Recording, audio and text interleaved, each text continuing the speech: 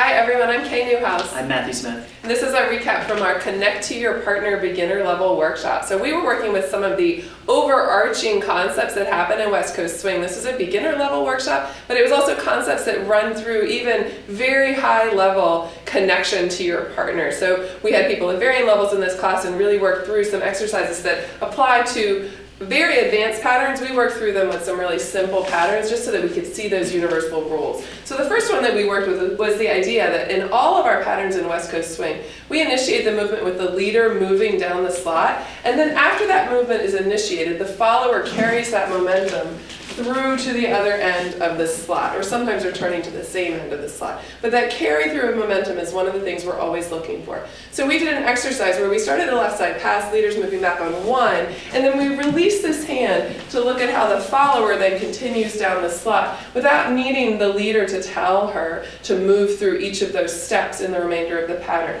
We did make sure that we reconnected that hand before about 4 so that the follower could tell when to stop. At that point, the leader is still and the follower is continuing to move, so the direction of the connection is this way because the follower is continuing to move. The leader is still. He's establishing where the slot ends so that when he's still and I'm moving, we get this kind of connection.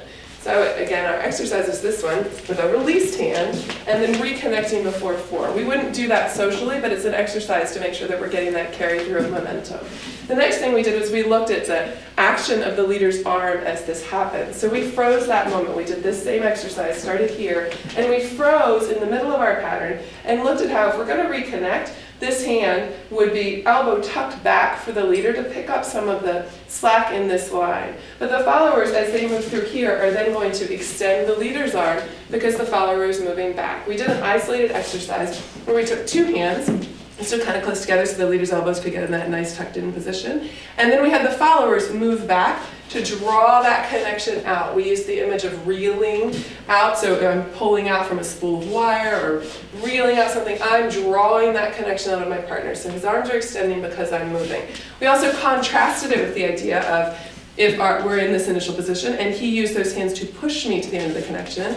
That's a different kind of connection. In that one, we can feel that we're going towards each other and he's pushing me away. So that is a different connection. We will use that sometimes. But in this exercise, as we go by, when we get to that left side pass, if we keep the hand the whole time, his elbow tucks in and then I draw that hand out versus him pushing me. We're looking for that continuation of momentum to happen. We then looked at our sugar push. We got into the middle of the sugar push and we said, okay, here we have a moment when the leader's going to step towards me and give me that impulse towards the end of the slot. But as soon as that happens, we have a coasting. So now we transition so that my continued movement back is what draws his arm out.